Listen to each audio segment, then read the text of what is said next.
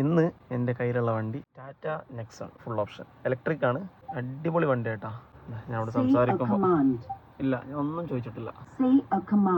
എൻ്റെ പൊന്നൊന്നും വേണ്ട.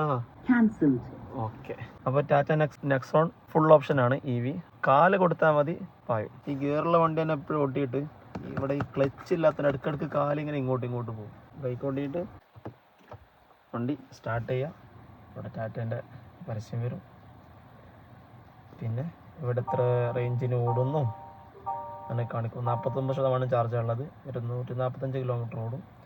പിന്നെ ഇവിടെ സ്പീഡ് മീറ്റർ. പിന്നെ ഇവിടെ വലിയൊരു ഡിസ്പ്ലേ ഉണ്ട്. എത്ര ഇഞ്ചാണെന്ന് അറിയില്ല, വലിയ ഡിസ്പ്ലേ ഉണ്ട്. അത് കഴിഞ്ഞ് ഇവിടെ നിന്ന് നേരെ ഇവിടെ ഒരു സാധനമുണ്ട്. ഇതിൻ്റെ അടിയിൽ ഈ സാധനം പ്രസ്സാക്കിയിട്ട് ഇത് അങ്ങോട്ടും ഇങ്ങോട്ടും നീക്കിയാൽ മതി. ഓക്കെ, ഡ്രൈവ് മോഡിലൊക്കെ ഇട്ട് ഹാൻഡ് ബ്രേക്ക് താത്തി നമുക്ക് എടുക്കാമല്ലേ. ക്ലച്ചിൽ മെല്ലെ കാലെടുത്താൽ മതി. ഇതിൻ്റെ വേറെ പ്രത്യേകത എന്താണെന്നറിയോ? ഇൻഡിക്കേറ്റർ ഇടുമ്പോൾ ആ സൈഡിലോട്ട്, ഇപ്പോൾ ഞാൻ റൈറ്റ് ഇൻഡിക്കേറ്റർ ഇടുമ്പോൾ റൈറ്റ് സൈഡ് ഓണായി. ഇനി ലെഫ്റ്റ് ഇൻഡിക്കേറ്റർ ഇടുമ്പോൾ ലെഫ്റ്റത്തെ ക്യാമറ ഓണാവും. ഭയങ്കര ഉപകാരമാണ്. പിന്നെ 360 ഉണ്ട്. റോഡ് ഫ്രീ ആണ്. ഞാൻ ഒന്ന് കാല് കൊടുക്കുകയാണ്. വണ്ടി കയറുന്ന നോക്കിക്കോ.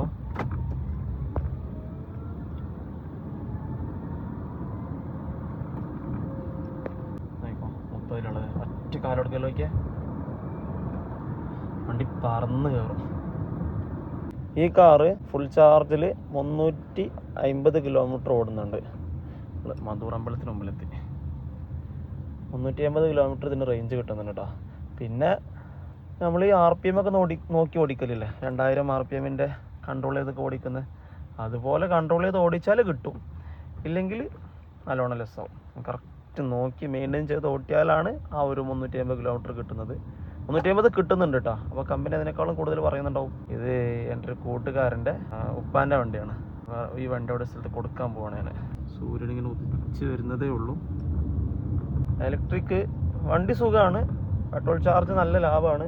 പക്ഷെ ഇതിൻ്റെ ഒരു മൈനസ് എന്താണെന്ന് വെച്ചാലല്ലേ, പെട്ടെന്നൊക്കെ നമ്മളൊക്കെ യാത്ര ഉണ്ടെങ്കിൽ ചാർജ് ഇല്ലെങ്കിൽ കുടുങ്ങിപ്പോവും. അത് മാത്രമേ തന്നെ ഒരു മൈനസ് ഉള്ളൂ. ഫാസ്റ്റ് ചാർജിങ്ങിൽ കൊണ്ടുപോയി വെച്ചാൽ ഒരു മണിക്കൂറൊക്കെ മതി ഫുള്ളാവാൻ.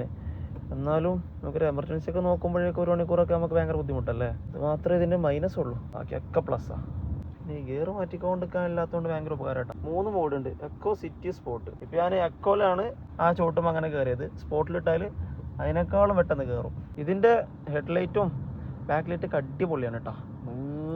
നീണ്ടു വരുന്ന നടക്കുന്ന ലൈറ്റാണ് ബാക്കിലുള്ളത്. ഫ്രണ്ടിലത്തതും നല്ല വിസിബിൾ ഉള്ള നല്ല ലൈറ്റുണ്ട്, നല്ല പവറും ഉണ്ട്. 360 ഉപകാരപ്പെടുന്നപ്പോഴാണെന്ന് അറിയോ, ഞാനിപ്പോൾ ഒരു സ്ഥലത്ത് നിന്ന് എടുക്കുമ്പോൾ അവിടെ കുറച്ച് ഇടുങ്ങിയ സ്ഥലമാണ്. 360 ഓട്ടോമാറ്റിക് ഓണായി ഭയങ്കര ഉപകാരമാണ് 360. അത് ഓരോരോ വണ്ടിക്കുള്ള ഫ്യൂച്ചർ കിട്ടുമ്പോഴാണ്, ഉപയോഗിക്കുമ്പോഴാണ് നമുക്ക് അതിന് ഉപകാരം മനസ്സിലാകുന്നത്.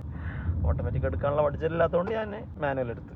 ഇതാണ് കേട്ടോ വണ്ടി. ഞാൻ എന്തായാലും വണ്ടി കൈമാറാണ്. എൻ്റെ വണ്ടി ഇത് അവിടെയുണ്ട്, ഞാനതെടുത്ത് പോവാം. ബൈ. വണ്ടി കൈമാറി എന്താ മുമ്പിൽ പോകുന്നതാണ്. ഇത്രയും എൻ്റെ അടുത്തുണ്ടായിരുന്ന വണ്ടി ഞാൻ എൻ്റെ വണ്ടി